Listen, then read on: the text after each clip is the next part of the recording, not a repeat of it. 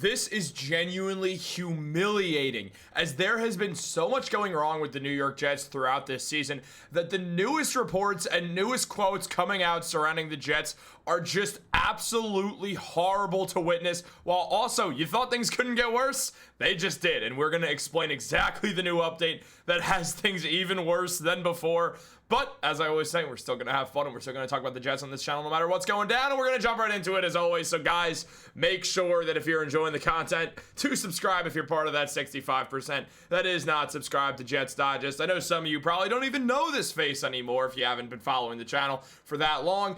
But Matt will be back. He's just sick. And then him and I will get back on doing some duos again. But up until that point, you're stuck with me. So that's not great. And also, it's not great that the New York Jets are 0-5, of course.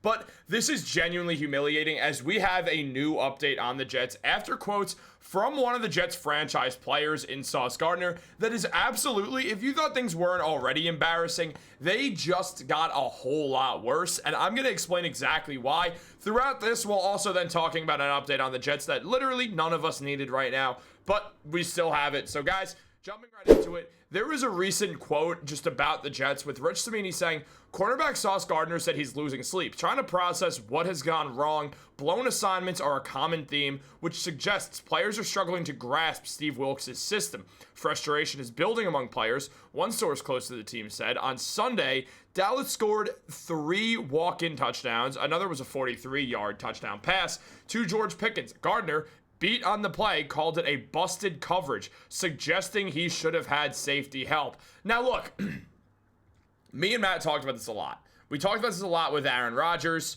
We talked about this a lot with some coaching issues. We haven't ever talked about this with Sauce Gardner. When Matt and I were doing duos all the time, back when our schedules aligned a little bit more, for those thinking that me and Matt don't talk to each other, we talk every day. We hang out all the time. Like, he's one of my best friends in the world. I lived with him for 3 years. But me and Matt have both talked about the fact that Aaron Rodgers, like, he would never admit it's his fault. Whenever there were things where we see Josh Allen, for instance, this is what Matt said. I'm quoting Matt because he is a ball expert.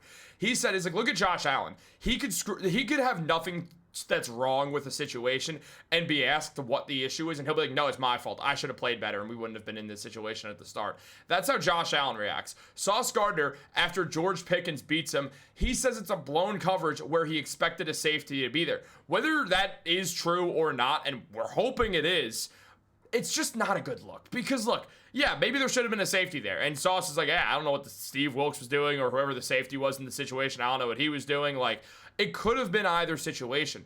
But at the same time, Sauce didn't jump out there and say, you know what, that's on me. I shouldn't have let him get by me. I'm the highest paid cornerback in the NFL. I'm getting $33 million per year.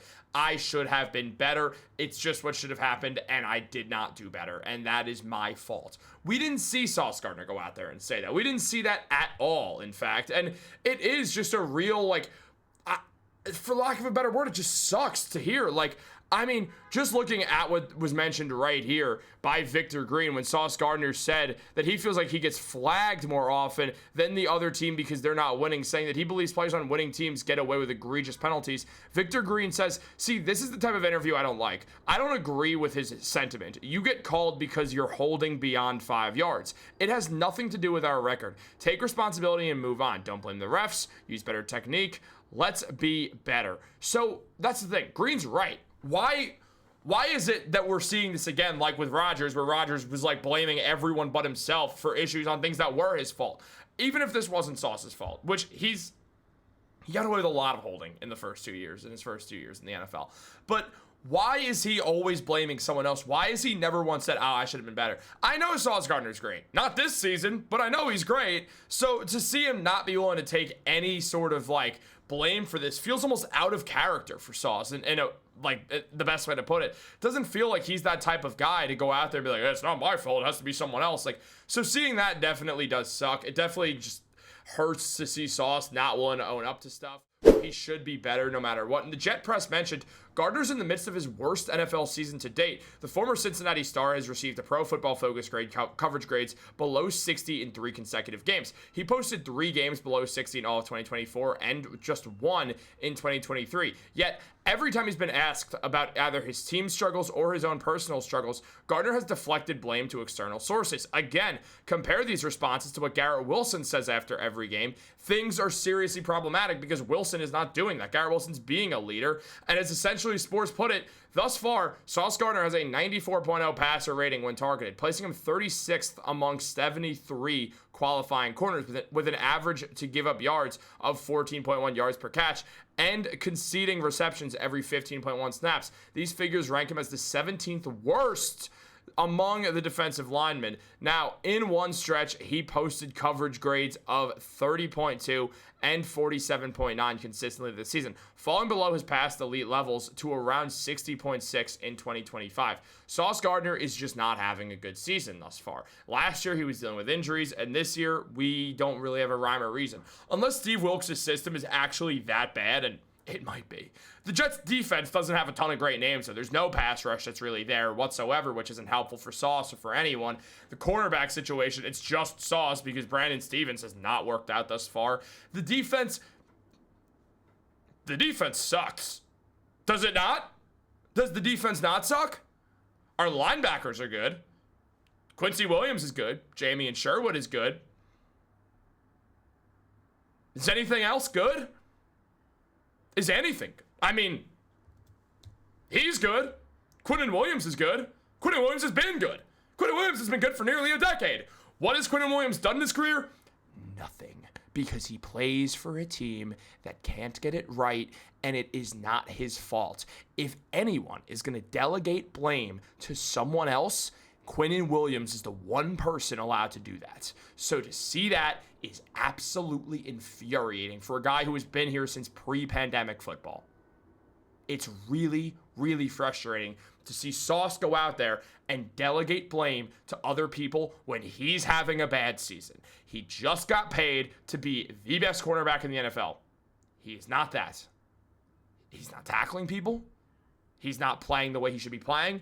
And it's absolutely brutal to watch. Now, Sauce spoke when they were down to 0-4 on the year. Now they're 0-5, but he said, have we been 0-4 since I've been here? That's your answer when he talked about how shocking it was. It's extremely shocking. I want to win because it's something I want to put on my resume. Nobody wants to just keep losing.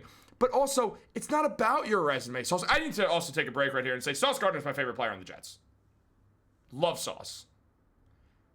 Don't love how he's reacting to this losing season. I get it. Losing sucks. It weighs on you. I can't even imagine what it's like to play for the Jets for this time. And especially that first year when it felt like they were going to turn things around to now just be thrown into the dumpster. I get it. I actually don't get it at all because I don't play football. But I understand everything that's being said. I get why Sauce would be upset. It's not lost on me. But unfortunately, this is the reality of the situation. Sauce is having his worst season to date. Through 5 games, he only has 4 pass deflections, which is way down from his first 2 years in the NFL. On top of that, the man's still not tackling anyone. It's just been frustrating. It's been frustrating to watch a guy who we know is great not play great. And the Jet Press mentions, the Jets are funny because almost every stat analytic is like, yeah, this is a mediocre football team. And then you watch the actual games and you're like, wow, this is the worst team I've ever seen. So here's the thing. The defense clearly is bad, but there's names on the defense that's good. Sherwood, both the Williams brothers, theoretically Sauce. Azariah Thomas has looked good throughout the limited stuff, but there's some names there that mean, this defense shouldn't be as bad as it is, but it is. Why is the question? Why is the defense so bad? It has to be coaching. Now, I'm not saying it has to be Glenn. I think it's Steve Wilks. I wasn't inspired by the Steve Wilks hire as the DC ever. I think Steve Wilks is just has a garbage defensive scheme that's not working. And frankly, the offense doesn't matter because I don't think Justin Fields is a very good quarterback because he can't throw the ball with anticipation. The Jets' running is good. The rushing is actually excellent. But that's the one thing that's going well for this team.